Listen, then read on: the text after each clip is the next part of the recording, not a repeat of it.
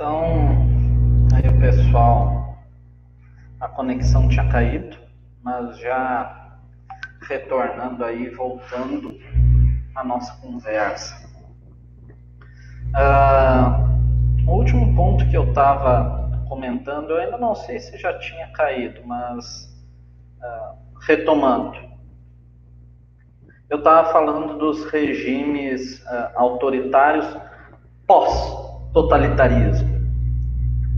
Esses regimes autoritários pós-totalitários, eles basicamente aconteceram depois da desestalinização. Esses regimes são representados pelos sistemas comunistas formados depois do processo de desestalinização, que acaba-se, Stalin morre e depois, aos poucos, vai se erodindo o totalitarismo stalinista e aí vão surgindo esse autoritarismo pós-totalitário. E ele não é algo homogêneo, único. Pelo contrário, ele é uma formação de diversas tendências. A primeira é uma formação de interesses em conflito. Isso demonstra que se tem uma espécie de pluralismo, mas ele é muito limitado. Você passa por uma despolitização parcial das massas, ou seja, agora você não tem mais aquele partido que arrasta as massas populares junto com eles. Uma parte disso é perdido. Você também tem uma atenuação, uma diminuição do papel tanto do partido único quanto da ideologia, mas, por outro lado, você tem um aumento, uma acentuação da burocratização, da burocracia. Essas são as principais características de um regime autoritário. Agora, uma das principais características que marca a diferença, é uma linha tênue, mas ainda assim a diferença entre autoritarismo e totalitarismo uma delas, né, talvez a mais marcante, é o efeito que esses discursos têm nas massas. O autoritarismo, o regime autoritário, ele não é comumente visto como aquele tipo de regime que tem uma fidelização enorme das massas, aquele partido que arrasta multidões. Não. Na verdade, o autoritarismo ele se baseia muito mais na ordem, na manutenção de uma ordem rígida, do que na legitimação social. Agora, o totalitarismo não. O totalitarismo, primeiro, ele é muito mais violento, ele é muito mais tem muito mais controle, ele é muito mais rígido do que autoritarismo, mas muitas vezes essa rigidez não é percebida na estrutura do sistema em si. Isso porque nos regimes totalitários a ideologia tem um papel fortíssimo. E é ela que é aí basicamente a responsável por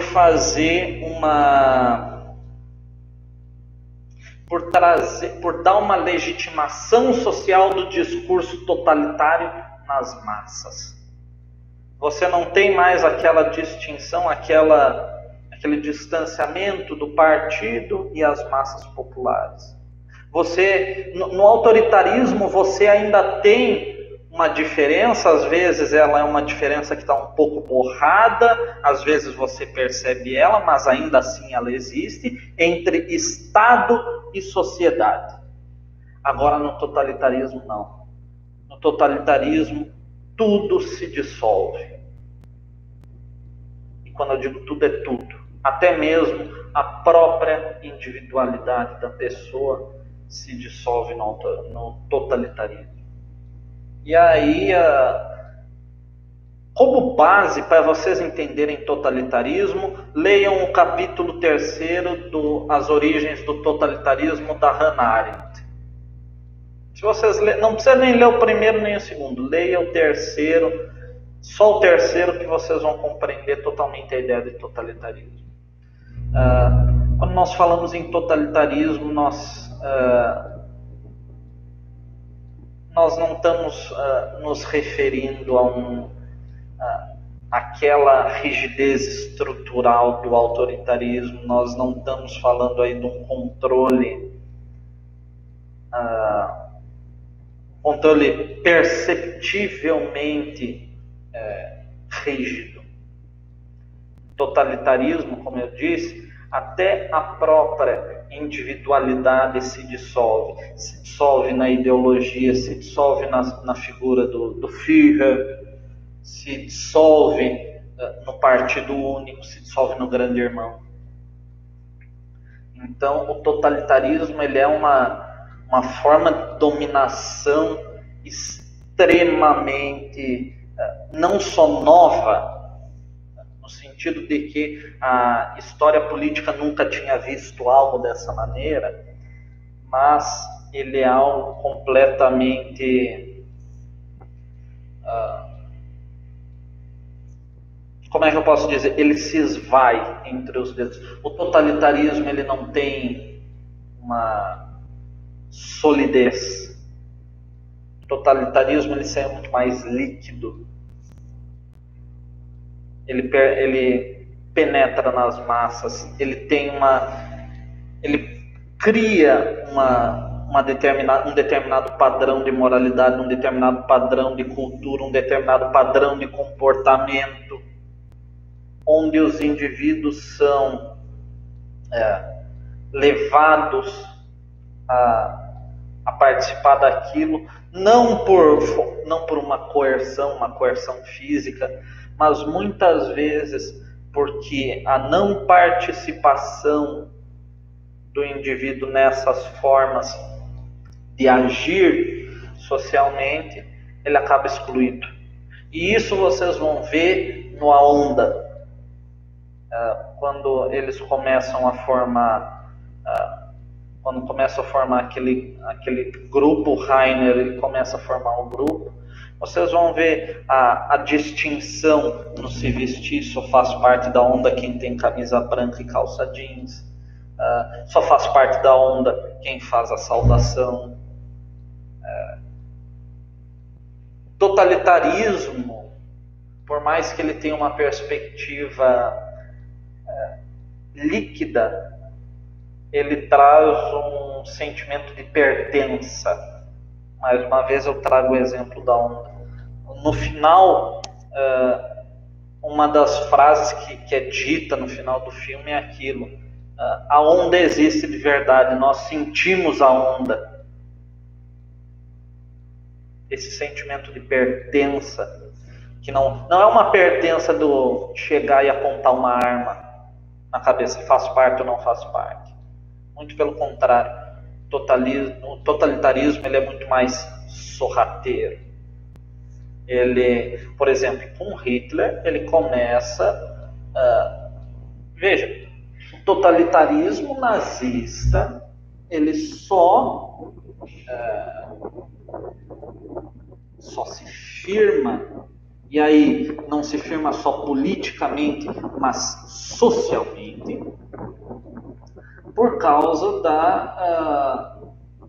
da humilhação que a Alemanha sofre com o Tratado de Versalhes, com o término da Primeira Guerra Mundial em 1918. O que aconteceu? Você teve a Primeira Guerra Mundial, a Alemanha perde, e aí como consequência da Alemanha ter perdido a guerra, foi a assinatura do Tratado de Versalhes. E aí, com o Tratado de Versalhes, uma das grandes perdas que a Alemanha sofre, por exemplo, o território de Alsácia-Lorena. Além disso, a Alemanha do pós-Primeira Guerra estava afundada numa inflação absurda. Você tinha o território destruído e você tinha, e aí principalmente, e isso Hitler conseguiu captar de forma exímia, que foi o sentimento nacional alemão. Além, podia estar com a inflação que tivesse, podia estar a miséria que fosse, o território destruído que fosse, mas ainda assim a grande força motriz do berço do totalitarismo nazista foi a humilhação que a Alemanha teve que submeter com a assinatura do Tratado de Versalhes. Isso aí Hitler canalizou muito bem. Primeiro, ele vai expor tudo isso daí no Mein Kampf, na Minha Luta. Quando ele vai dizer que a Alemanha sofreu essas derrotas, tudo quem estava por trás dessa articulação da derrota da Alemanha, que levou a essa humilhação, teriam judeus por trás, enfim, tudo. Aí o único aspecto onde eu recomendo a leitura do Mein Kampf é para entender historicamente as raízes do totalitarismo nazista. Só. É um completo absurdo, mas para entender as raízes do totalitarismo nazista é a única coisa que vale a leitura. Para compreender a ideia de como o sentimento nacional alemão passa a ser inflamado. E aí você tinha um regime político para a época que estava completamente fragilizado, estava no período da Constituição de Weimar. Logo após isso, Hitler passou um tempo preso e logo depois que ele sai, ele é condecorado com a Cruz de Ferro, que era a honraria militar mais alta da Alemanha, Primeira Guerra, pós-Primeira Guerra e até a Segunda Guerra, a Cruz de Ferro. Foi condecorado com a Cruz de Ferro e aí foi visto como herói de guerra, funda o Partido Nacional Alemão, Nacional Socialista Alemão,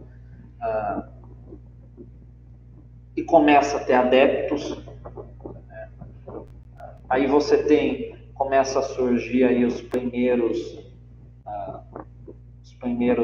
grupos paramilitares. Lembrei, a SA foram os primeiros grupos paramilitares que apoiaram Hitler. Depois a SA foi dissolvida e se incorporou aí formando a SS.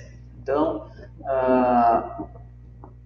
tudo começa, essa perspectiva totalitarista, ela começa, a primeira coisa é dissolvendo todo e qualquer limite, diferença entre Estado e sociedade. Não existe mais uma diferença. A única diferença que tem é a burocrática de quem exerce os cargos, as funções, enfim.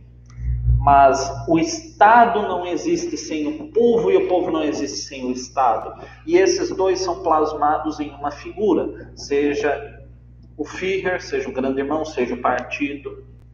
Tanto que, como eu já tinha comentado com vocês,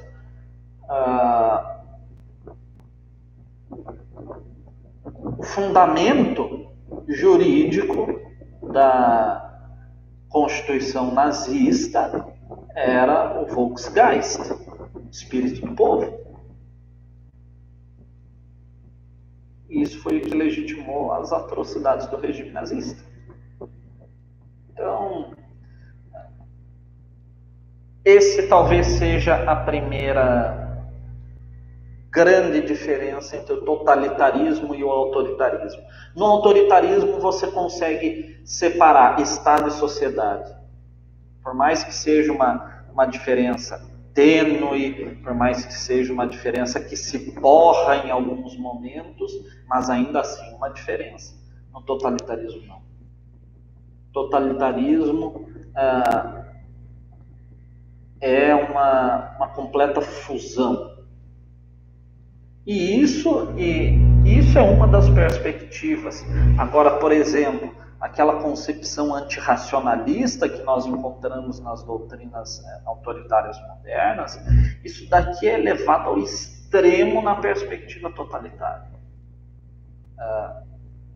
Aqui o homem enquanto sujeito, enquanto indivíduo aqui eu uso no sentido da teoria, novamente no sentido da teoria epistemológica da ontologia do indivíduo, enquanto individualidade, enquanto particularidade, indivíduo enquanto uma característica, uma história, uma máquina histórica, uma personalidade própria.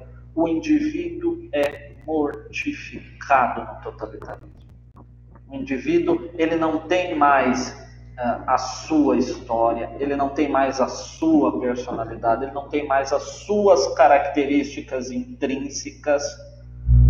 Ele passa a ter a história do partido, ele passa a ter a personalidade do partido, ele passa a ter as características do partido. Bom, isso é só vocês verem, se vocês digitarem no YouTube de discursos do Hitler, tem um que ele faz,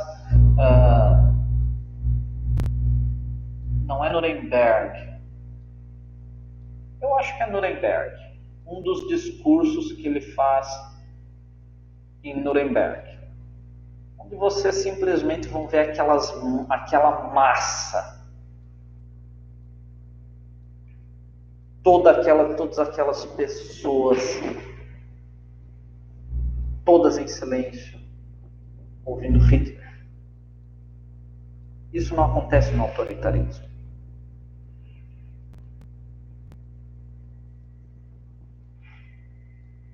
É Nuremberg. É um discurso do Hitler em Nuremberg. Deem uma olhada, digitem depois aí no Google discurso Hitler Nuremberg ou reuniões de Nuremberg, e vocês vão encontrar algumas fotos do estádio do campo de Nuremberg, do Zeppelinfeld, que é o campo de Nuremberg, onde você tem toda aquela exibição de poderio militar, você tem as massas ouvindo. Então, isso não acontece no totalitarismo. Esse trazer as massas para legitimizar, para servir, para ser a base de legitimação do totalitarismo, é isso que diferencia. Isso daí talvez seja um ponto crucial que diferencia um e outro. E aqui não é... aqui você não tem, por exemplo, fazendo um comparativo, você não tem o que acontecia nas tiranias das monarquias absolutas, onde você tem os indivíduos, os homens, simplesmente impotentes na sua vida política por uma limitação estatal. Aqui não. Aqui a limitação, o isolamento em relação à vida pública do indivíduo, do homem, como eu disse, ela é um processo muito mais sorrateiro. O totalitarismo, ele destrói as próprias instituições que formam os tecidos da relação privada dos homens. Destrói o indivíduo como indivíduo. Assim, o indivíduo, ele se torna estranho para o mundo e estranho para si mesmo. Ele é privado do próprio ser, do próprio eu, no totalitarismo. É aquela perspectiva, mortificar o indivíduo para que ele renasça no corpo do partido, enfim.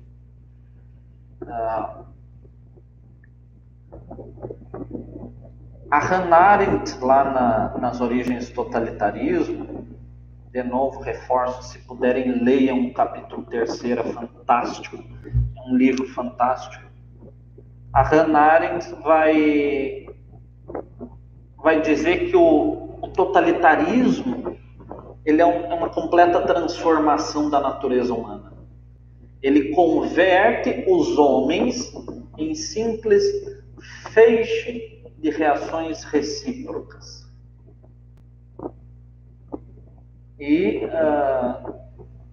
esse fim de tornar os homens como simples feixes de reações recíprocas, ele é alcançado, ele é perseguido por meio de uma combinação de ideologia e de terror. Por isso que aqui no totalitarismo a ideologia é muito mais forte. É uma ideologia para as massas.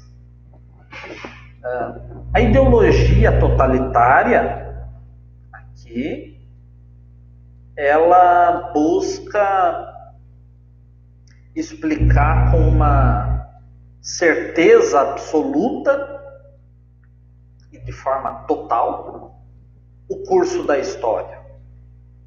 E isso aqui agora eu trago uma cena do 1984, que é onde o protagonista, eu não me recordo o nome dele, ele está no trabalho dele, onde ele recorta a figura de um jornal, né? E cola, você tem o jornal original, ele pega uma outra figura, vai lá, recorta, cola em cima, reconta toda a história em cima. Você tem o fato, ele pega, ele muda, ele altera totalmente a história em cima daquilo e depois repassa para o próximo indivíduo fazer a parte dele. Então, a ideologia totalitária, ela não busca só explicar os fatos, mas ela busca explicar o curso da história como um todo, como a sua história. Isso leva a uma construção de um mundo que é fictício. Logicamente é um mundo fictício, mas que ele é coerente. E é justamente dessa coerência que você vai ter derivado algumas ações e a legitimidade é garantida conforme essa evolução histórica. Veja, mas de novo, é a história do partido. Agora, quando a gente fala na perspectiva organizativa, operativa, não só da ideologia, mas como do terror, que é outra característica fundamental do totalitarismo. Ideologia e terror, é nisso que o totalitarismo, de acordo com a Hannah Arendt, friso, vocês vão encontrar, se procurarem mais a fundo, tem, por exemplo, o Carl Frederick e o Brzezinski, que eles fazem uma outra releitura de totalitarismo e vão fazer alguns apontamentos diferenciados. Então, a melhor compreensão de totalitarismo ainda hoje é a que a Hannah Arendt traz nas origens do totalitarismo. Então, é por isso que eu recomendo se guiarem por essa obra e estou trazendo essas concepções dela para vocês compreenderem. Então, as essências do totalitarismo é a ideologia e o terror. No plano operativo, de como a coisa funciona mesmo, tanto a ideologia quanto o terror, elas vão se manifestar por meio do partido único, e aqui sim, é partido único. A formação do partido único, ela cultiva uma crença fanática na ideologia. Essa crença fanática na ideologia, ela é propagada a todo momento, ela não cessa. Isso faz com que as organizações funcionais, elas realizem uma sincronização ideológica de todos os grupos e instituições sociais. Partido único, ele forma, ele cria, ele cultiva uma crença fanática, ideológica e propaga, dispara isso a todo momento, a toda hora, até as áreas mais remotas que podem se ligar à política são politizadas. Isso é outra característica. Partido único, crença fanática na ideologia, politização das áreas mais remotas da política, como, por exemplo, o esporte, as atividades livres. Outro ponto, a constante vigilância. Quem assistiu 1984 vai se lembrar da Polícia do Pensamento, novilíngua. A ideia de novilíngua é escrever a história a partir da história do partido. A polícia do pensamento é a constante vigilância. O grande irmão é a figura do partido único, na crença fanática, na ideologia. Você tem também aí, isso eu me recordo dos seminários que foram apresentados, e daí por isso que eu fiz aquele apontamento de que uma organização totalitária ela não é carismática, ela é burocrática, porque a organização política em si ela tem que, de forma multiplicada, sobrepor função sobre função. Você tem uma multiplicação e uma sobreposição de funções e competências da administração estatal. Por quê?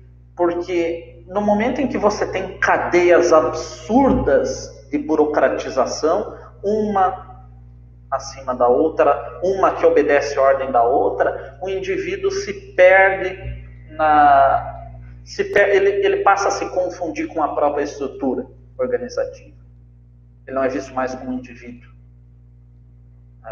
Nesse ponto, a ordem ela é cumprida porque é uma ordem que veio de cima. Mas se só estivesse, por exemplo, 2, 3 estruturas organizativas acima de um determinado nível, seria muito fácil se identificar da onde que veio. Agora, quando você tem essa multiplicação e essa sobreposição de funções, essa burocratização extrema, você perde a identidade. Outro fato que faz você perder a identidade: burocracia em excesso. E é uma das coisas que marca o totalitarismo. Então, partido único, crença fanática na ideologia, politização das áreas mais remotas da política, constante vigilância e multiplicação e sobreposição de funções e competências da administração estatal. Burocracia, multiplicação e sobreposição de burocracia. São as características operativas de como funciona mesmo um regime totalitário. Hannah. Então, mais uma vez, aqui assistam, nesse ponto aqui, para essas características que eu falei, assistam 1984. Assistam 1984 que vocês vão entender, com esses comentários e assistir 1984 não tem como não entender totalitarismo. Vai ser ótimo. Tudo isso vocês vão identificar no filme. Então, é nesses pontos que o totalitarismo ele se distingue do autoritarismo.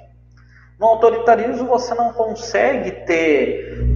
Você até pode ter um nível organizado, minimamente organizado, politicamente, mas você não consegue levar isso para a sociedade, você não consegue transformar isso em apoio, em base social, você não consegue transformar tudo em política, politizar até as áreas mais remotas. Você não consegue ter uma constante vigilância, não consegue ter uma polícia do pensamento. Já o totalitarismo não. Porque assim, no autoritarismo você ainda tem aquela linha tênue entre Estado e sociedade. No totalitarismo, Não, é tudo uma coisa só. Por isso fica mais fácil de fazer com que a crença, a ideologia seja facilmente crível, compreendida, internalizada e passe a fazer parte da estrutura do agir social dos indivíduos. É por causa dessa confusão que você consegue politizar até as coisas mais estupidamente ridículas de serem politizadas. Você consegue ter uma vigilância muito maior. Porque você não precisa, veja, Bertolt Brecht,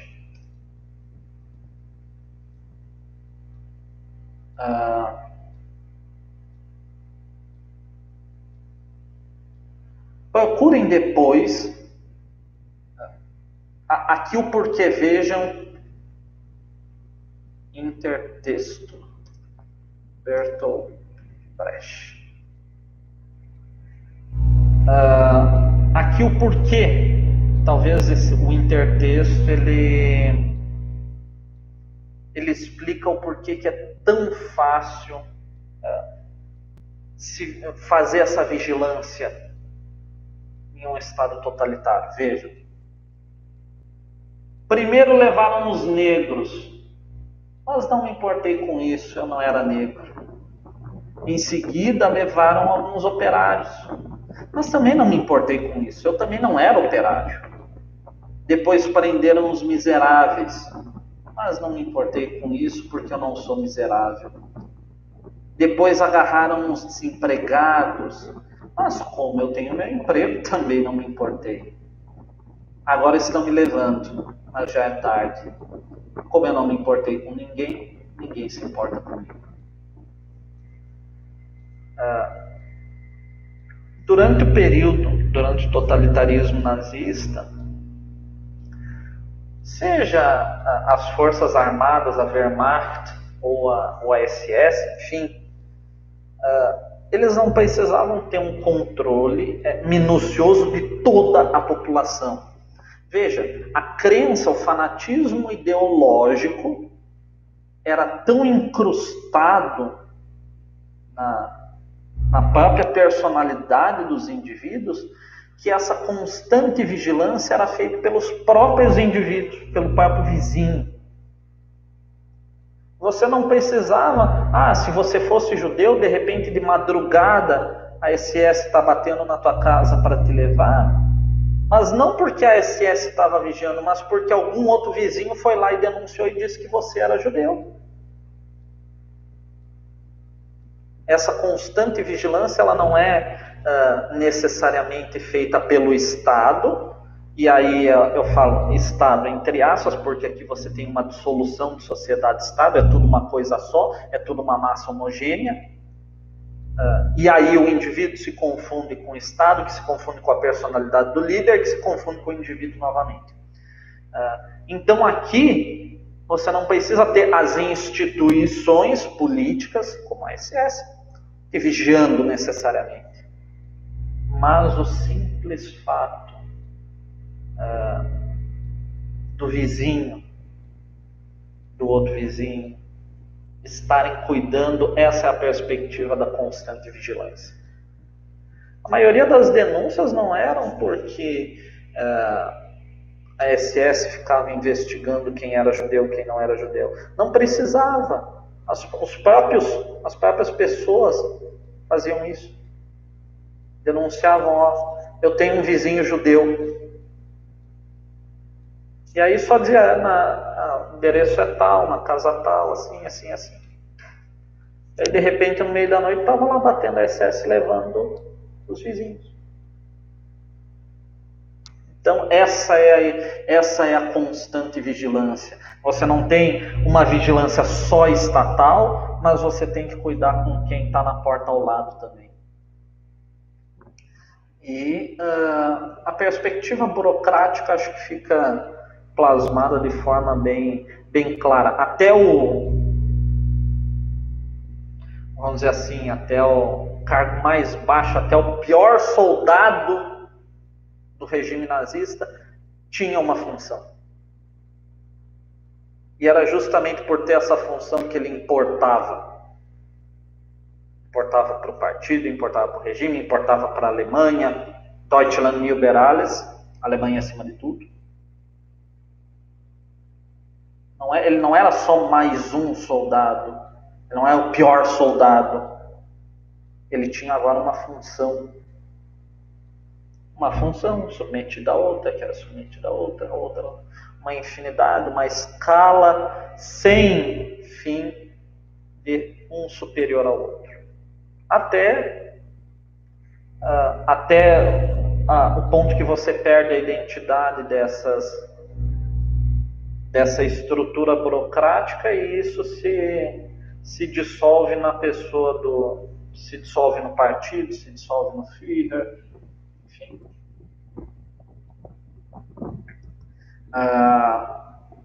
E aí nós podemos identificar basicamente dois tipos de totalitarismo. Só existiu, segundo Hannah Arendt, só existiu dois tipos de totalitarismo. E nesse ponto eu concordo com ela, porque desde então nós nunca mais tivemos algo parecido. Autoritarismo, sim. Isso é claro. Por exemplo, Síria é um regime autoritário. A Rússia, de certa forma, por mais que seja uma democracia simbólica, tem traços de autoritarismo. China, Coreia do Norte, enfim. Nesse ponto aqui eu abro um parênteses, uma curiosidade com um traço de ironia, que é o fato de que aqui num país ao nosso lado, Bolívia, não só diversas figuras europeias, mas como algumas específicas, e aqui eu cito a figura não só do Benjamin Netanyahu, primeiro-ministro de Israel, mas também da postura norte-americana que foi adotada, que era o seguinte: o Evo Morales foi reeleito, um processo que em alguns pontos foi criticável pela perspectiva externa, mas aí ele é reeleito e ele já estava há 13 anos no poder. E estava sendo taxado de ditador, de autoritário. Agora, ao mesmo tempo em que nós tínhamos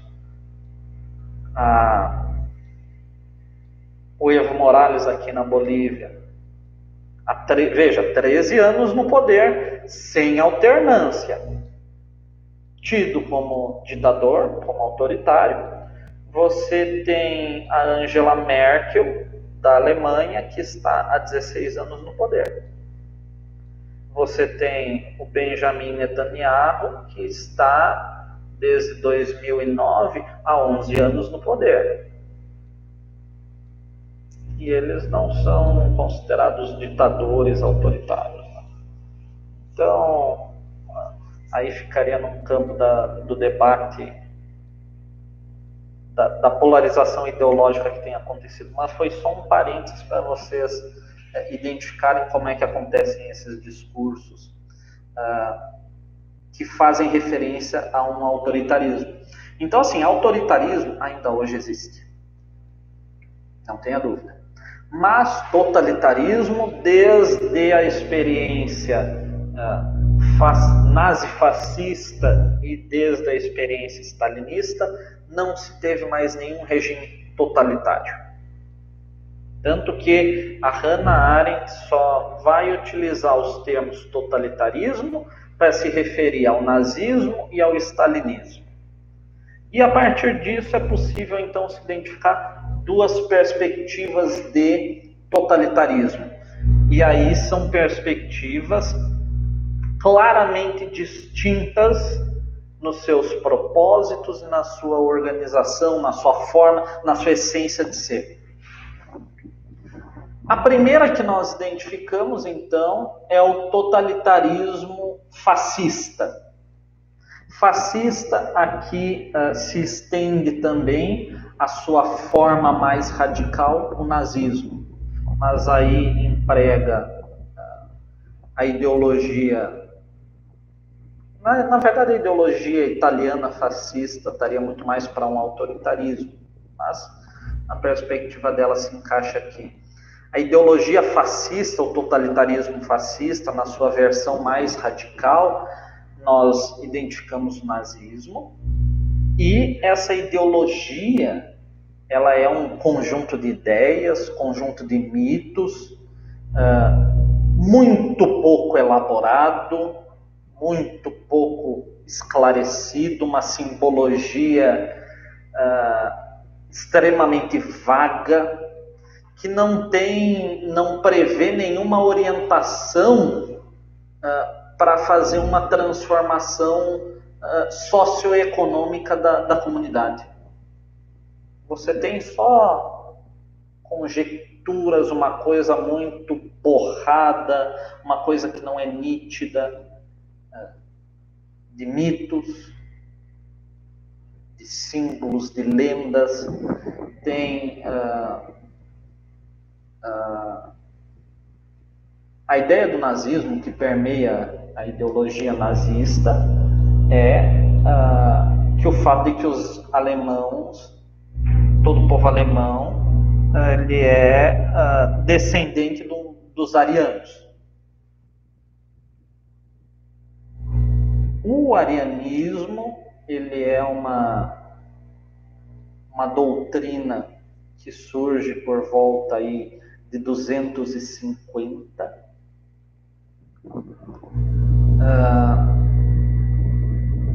Isso na cultura cristã.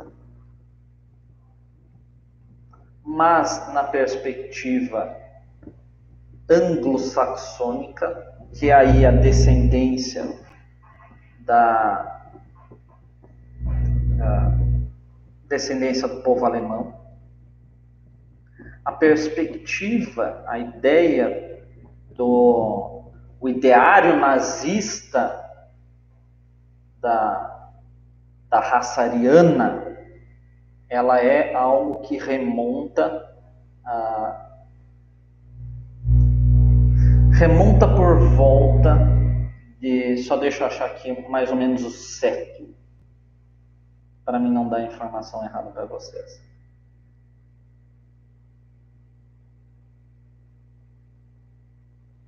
Seria pré-cristianismo, a concepção de raça ariana que surge no ideário nazista. E isso ela é principalmente uma dos principais influenciadores, é o próprio Heinrich Himmler, que é um dos que tinha esse lado místico muito mais forte. E aí a concepção, o ideário nazista de raça ariana seria uma das 3 raças humanas que deu origem à raça branca, à raça caucasoide, e seria descendente de algumas tribos que se originaram no sul da Rússia há cerca de 7 ou 8 mil anos atrás. E que eles surgiram lá e foram se expandindo para a Europa. A palavra ariano é uma palavra que deriva do sânscrito, uma das primeiras... o sânscrito é uma das primeiras línguas arianas, e quer dizer nobre. Então, a ideia da raça ariana remontaria aos primórdios da civilização humana. Seria uma das raças puras. E aí que Hitler vai construir toda a ideia do alemão ariano como raça pura, que o judeu seria uma miscigenação de raças e que por isso seria uma ameaça, a raça ariana tinha que ser extirpado. Esses são alguns dos fundamentos da ideologia nazista, mas veja, é uma coisa que uma simbologia, um mito que remonta a quase 10 mil anos atrás. Teria algumas lendas que falam que a raça ariana remontaria até um tempo atemporal, um tempo muito antigo que remontaria à ilha de Atlântida. Enfim, aí são mais mitos sobre a raça ariana. E isso em nenhum momento ela serve para produzir uma transformação de fato na comunidade no seu aspecto social e econômico. É só um monte de mitos. Mitos que foram utilizados para esse fanatismo ideológico. Além disso, o totalitarismo fascista ele é organicista, irracional e anti-universal. Trocando em miúdos, o ponto de partida dele é a raça. E essa raça é concebida como absolutamente superior ao homem individual. E aí tem mais um motivo do porquê do antirracionalista. Você tem uma perspectiva que a questão da raça não deriva de uma questão lógica, de razão. Simplesmente é ou não é. Outro ponto que o totalitarismo fascista é marcado, a corrupção do homem.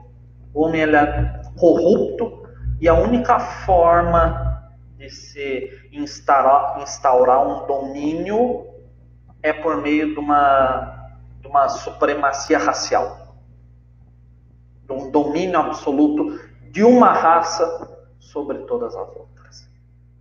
Aí uma perspectiva de... Aqui no Brasil se teve uma ideologia não muito distante de superioridade de raça, e aí eu indico a leitura do livro Uma Gota de Sangue, do Demetrio Magnoli, e tem um dos capítulos onde ele vai falar da ideologia do branqueamento no Brasil. Depois pesquise, branqueamento no Brasil, vocês vão encontrar como é que essa ideologia de supremacia racial também foi demonstrada aqui. Além disso, a ideologia fascista ela é reacionária. O que significa ser reacionário? Ela é herdeira das tendências mais extremas. Ser reacionário é isso. Ela herda as tendências mais extremas do pensamento do século anterior. Levando aí em conta que esse desenvolvimento do totalitarismo fascista começa a se desenvolver entre parte do século XIX e começo do século XX, essa ideologia fascista, esse ponto reacionário, ela herda as tendências mais extremas do pensamento do século XVIII, dos pensamentos contra-revolucionários, contra-progressistas. E essas tendências extremas desse pensamento contra-revolucionário do século XVIII, parece que ela só incorporou os componentes mais irracionais, racista e radicalmente antidemocrático. E tem por exemplo, alguns mitos teutônicos, onde ainda incorporou alguns aspectos, como, por exemplo, o juramento pessoal ao chefe, que quando você ingressava no partido, você estava prestando fidelidade não só ao partido em si, mas também à pessoa do chefe, o líder. Isso, assistam agora, outra dica, assistam o filme Hannah Arendt, ou leiam Eichmann em Jerusalém, ou assistam no YouTube mesmo, também tem uns vídeos de julgamento do Adolf Eichmann. E é um dos pontos que ele vai falar. Inclusive a gente teve essa discussão em sala de aula antes da gente entrar no recesso das atividades presenciais, que foi o fato da discussão da banalidade do mal. O que inclusive acho que teve a Vitória, veio perguntar se eu concordava com o fenômeno da banalidade do mal, se o Eichmann era culpado ou não pelo que ele fez, mas é isso aqui, esse aqui, a ideia da banalidade do mal, do julgamento do Eichmann, é o juramento pessoal perante o chefe, uma ênfase à honra, o sangue, a terra, Deutschland über alles, Alemanha acima de tudo.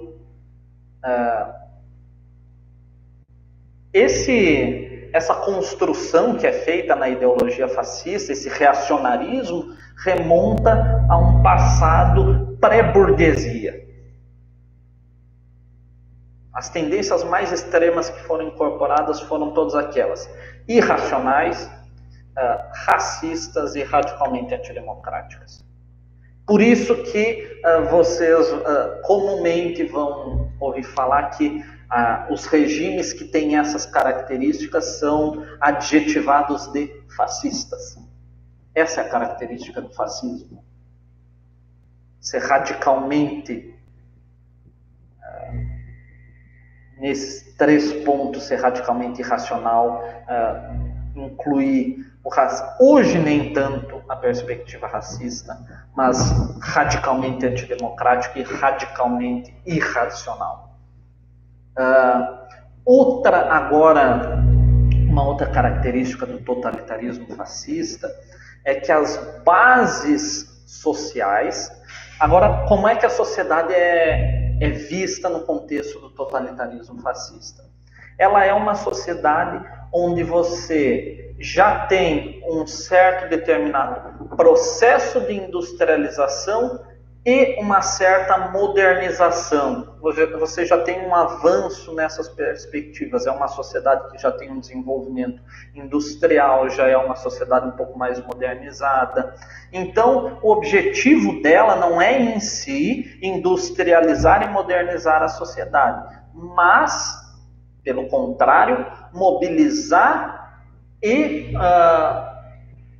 promulgar uma obediência dessa sociedade. Não é a modernização, a industrialização em si, o fim, mas a mobilização e a obediência. Além disso, a sustentação do regime é uma sustentação de massa. Novamente, aí assistam aqueles discursos do Hitler que vocês vão ver o que é uma sustentação de massa. Essa sustentação se ampara em uma pequena classe burguesa, basicamente. E aí você pega empregados, camponeses, pequenos comerciantes, militares, intelectuais frustrados, todos aqueles que se sentem esmagados pela grande burguesia e pelas organizações do proletariado. Esse que está no meio termo é quem acaba sendo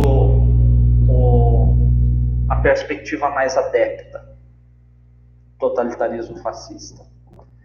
Além disso, dessa classe, essa pequena burguesia que serve de massa, o totalitarismo fascista também tem um grande apoio financeiro e grande apoio dos industriais. Porque, por exemplo, as indústrias que mais cresceram durante a guerra e logo após foram, na Alemanha, por exemplo,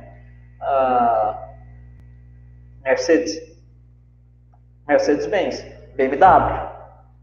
A BMW, a Bavaria Motors Workshop, era responsável por fazer turbinas, motores de avião. Tanto o símbolo da BMW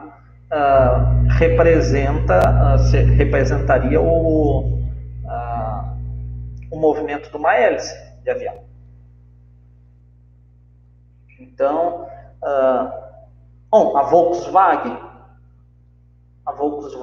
o primeiro, o Fusca, foi criado para quem? Hitler. Então, é nesse sentido que os grandes industriais apoiam um regime como esse, porque em algum momento eles têm um retorno financeiro. E além disso, e aqui o porquê que eu falei antes que o autoritarismo também é marcado por isso, o fascismo como um todo, o fascismo ele procura manter uma velha classe dirigente. A grande característica, aí vamos dizer assim, num amplo espectro político, do fascismo, do nazismo, é um conservadorismo extremo, conservadorismo extremado. Eles não buscam uma renovação, um progresso. A história continua a mesma, muda os atores. Você tem uma velha classe dirigente. Essa classe ela pode ser econômica, burocrática, militar. E ela vai buscar fazer alianças para depois se converter num próprio instrumento de política. Então, essa talvez seja uma das grandes características do totalitarismo fascista, é o conservadorismo extremado. Conservadorismo esse que vocês também vê no ponto reacionário. Agora também, por outro lado, tem o totalitarismo comunista. E aí vocês vão ver algumas características que são diferenciadas do totalitarismo fascista. A primeira delas, a ideologia comunista, e aqui a ideologia comunista eu não me refiro especificamente ao pensamento marxista, porque aqui eu, mais uma vez digo, Marx foi erroneamente interpretado por Lenin, mas enfim. A ideologia comunista como um todo, que a partir traz algumas bases de Marx e Engels, mas se firma mesmo com Lenin. A ideologia comunista ela é composta, é um conjunto de princípios que é muito mais coerente e elaborado e que ela propõe uma descrição, ela orienta para uma transformação total da estrutura econômica e social da comunidade. Por exemplo, a abolição da propriedade privada. Ela é muito mais, nesse ponto, ela é muito mais coerente, muito mais elaborada, no sentido de ser muito mais clara, pontual. Ela descreve, ela orienta. Não é como a ideologia fascista, que ela é difusa, remonta a um passado imemorável. Né? Ela é muito mais, nesse ponto, ela é muito mais concreta. A ideologia comunista ela é humanística no sentido de que ela não precisa remontar a tradição, enfim, mas ela depende única e exclusivamente dos homens. Ela é racionalista, no ponto de que ela considera o homem como racional. E aí, por exemplo, eu faço menção à compreensão da ideia de consciência de classe, que é construída lá em Marx, que vocês vão ver lá por exemplo, logo que abrirem o Manifesto Comunista, vocês vão ver aquela célebre frase, proletários do mundo, univos. A ideia de consciência de classe, e a ideia de consciência de classe só pode acontecer se o homem é considerado como racional. Então, ela é racionalista e ela é universalista no sentido de abranger todo o gênero humano. De novo, proletários do mundo, unidos.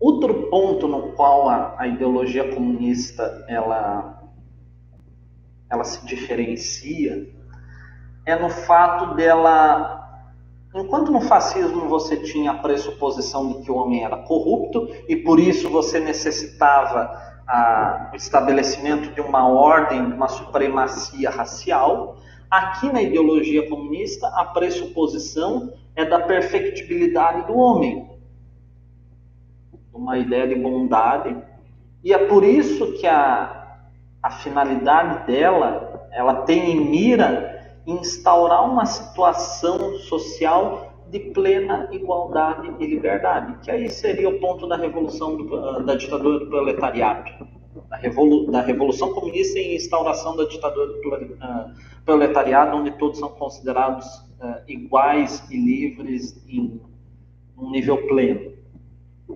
E aqui sim, aí eu faço menção específica à ideia de ditadura do proletariado, e esse é o termo que é utilizado na doutrina marxista, onde a ideia de violência, ela não é uma violência elaborada, não é um terrorismo de Estado, mas seria a violência como simples força bruta e temporária,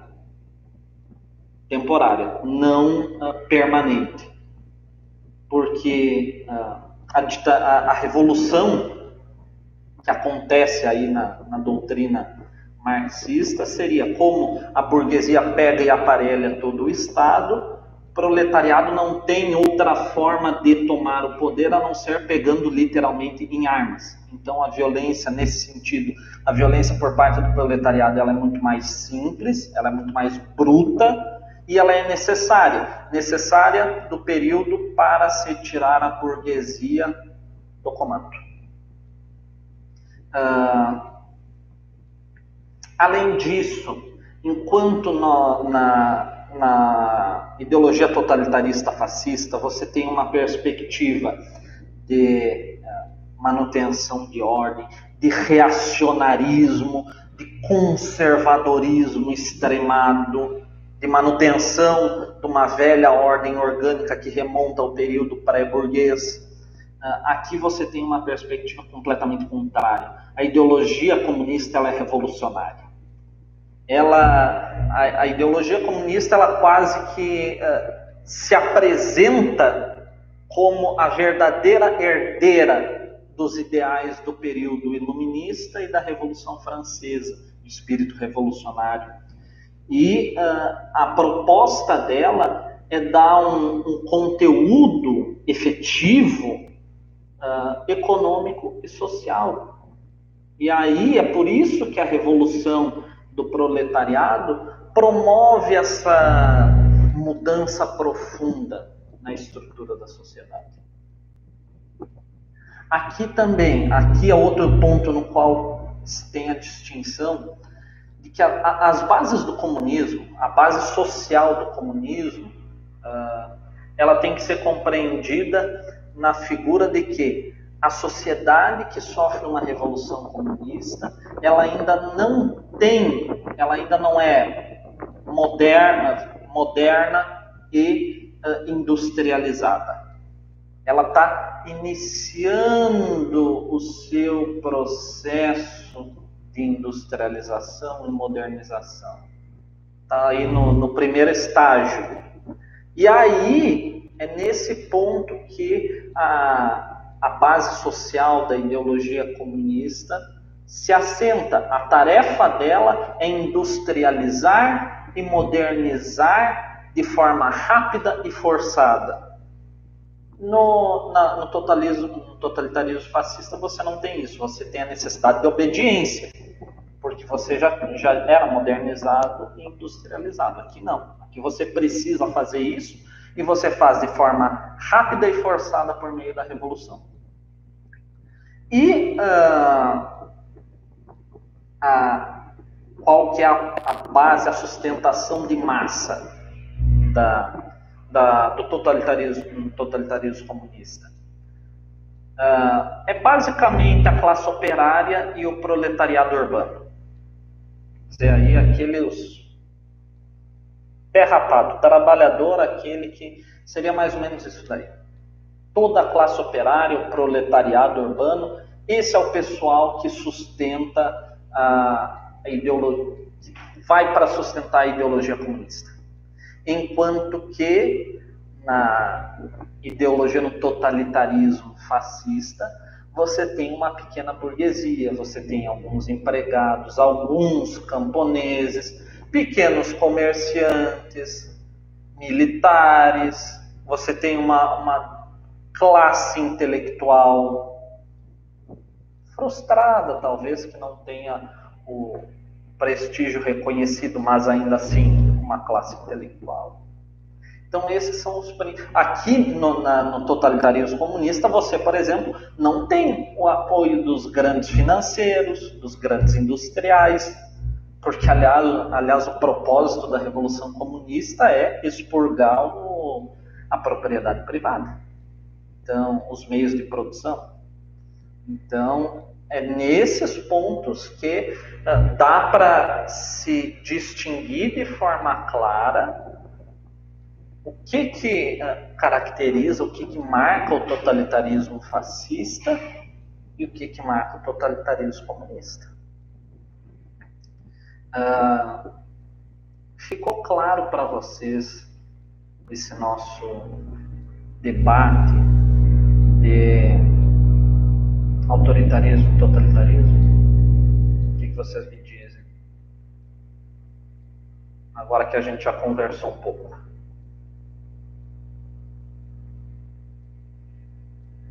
Uma pergunta. Vamos ver o que vocês vão me dizer. Vocês acreditam que... O que vocês me diriam? Nós passamos hoje na nossa perspectiva política por uma fase mais autoritária ou simplesmente intolerância? O que vocês acham?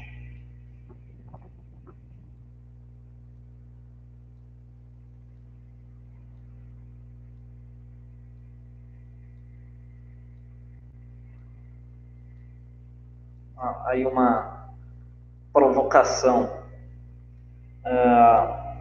Pergunto isso porque eu pretendo fazer a recomendação, e para isso assistam, pelo menos o 1984 assistam, mas a minha sugestão, assistam 1984, nessa ordem, 1984, A Onda, e depois ou o filme Hannah Arendt, ou os vídeos do julgamento do Eichmann. Tem até algumas montagens, algumas partes do filme aqui no YouTube, onde o julgamento do Eichmann aparece. Então, talvez essas partes sejam as mais interessantes. Mas assistam nessa ordem: 1984, A Onda, ou o filme completo, ou esses vídeos do julgamento do Eichmann. E aí, reflitam sobre isso. Vocês vão dar de cara aí com a ideia de banalidade do mal, vocês vão dar de cara com todos essas perspectivas, as características que nós conversamos hoje. Eu não sei se ficou alguma dúvida, qualquer coisa, porque daí é o seguinte: a parte de sistemas de governo, ela é muito mais destinada ao estudo democrático.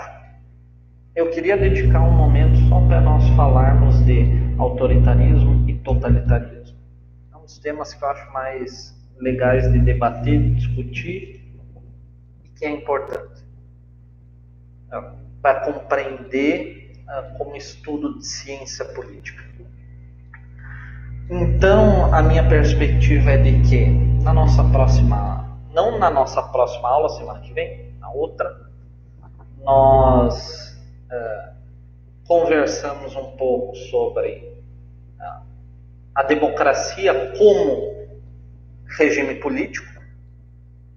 fazemos alguns comentários sobre os sistemas de governo. No material que eu vou mandar hoje já tem uma parte, já tem uns esquemas, então vocês já conseguem visualizar isso de forma bem tranquila, mas aí a gente explica com mais calma na nossa próxima aula. E daí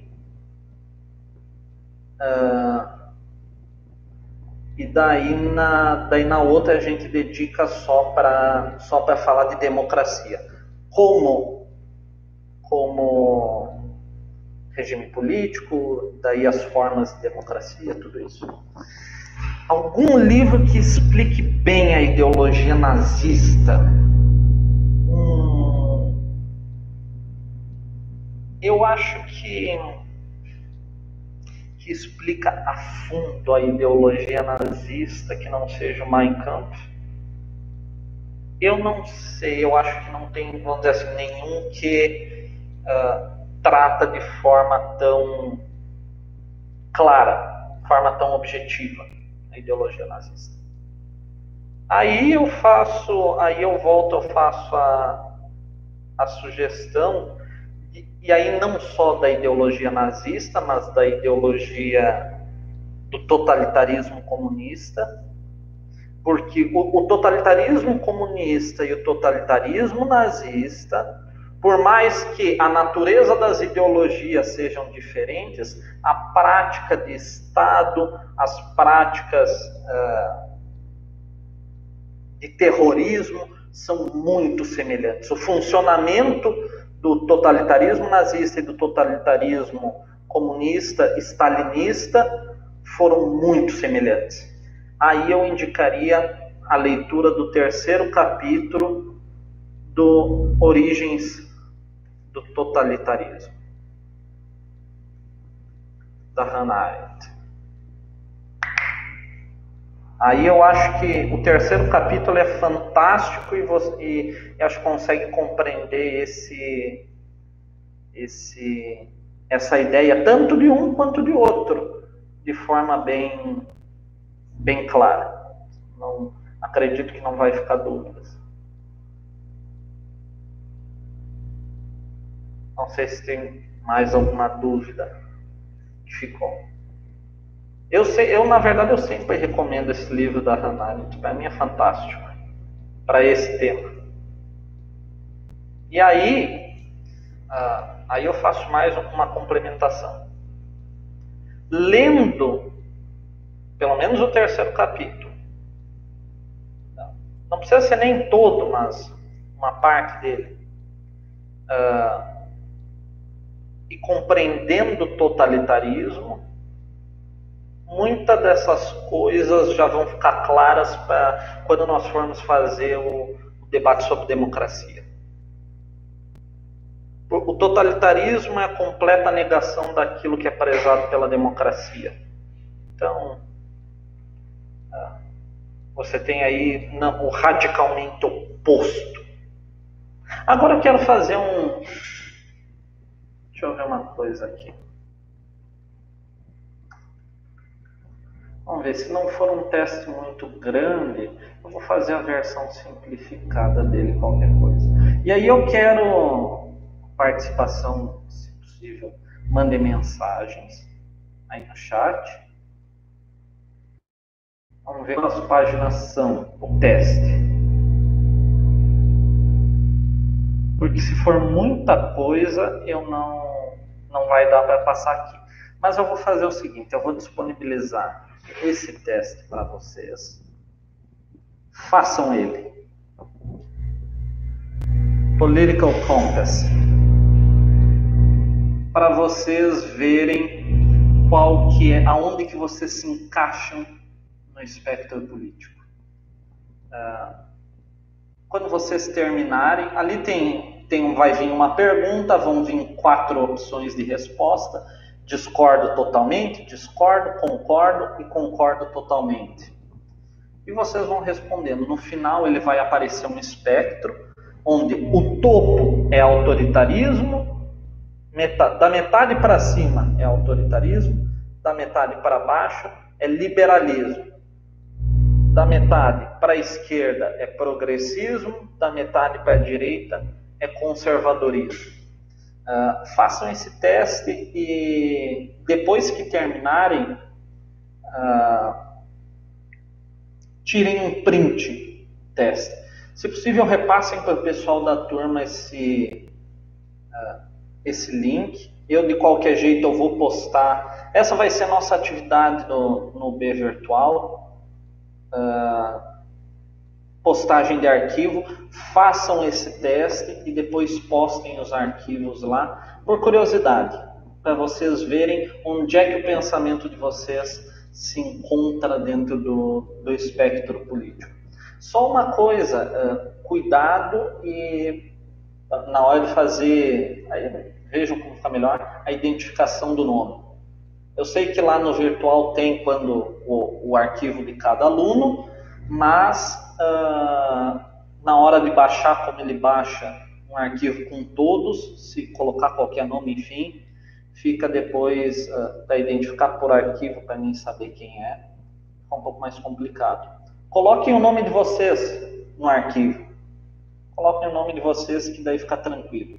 E daí postem depois lá no virtual. Vamos ver, a partir dessa atividade a gente vai conseguir traçar um perfil da turma, se é uma turma com um pensamento um pouco mais conservador ou um pensamento um pouco mais progressista. Mas, em um ponto eu acho que eu concordo, que todos somos liberais. Tranquilo? Ficou mais alguma dúvida, alguma coisa dessa nossa conversa de hoje? Tudo certo? Se for, a princípio, se estiver tudo certo, então, pessoal, tenham uma ótima semana, descansem, ótimas aulas aí para vocês ao longo desses dias, e nos vemos aí na nossa próxima aula, semana que vem. Feito? Até mais, um abraço para todos.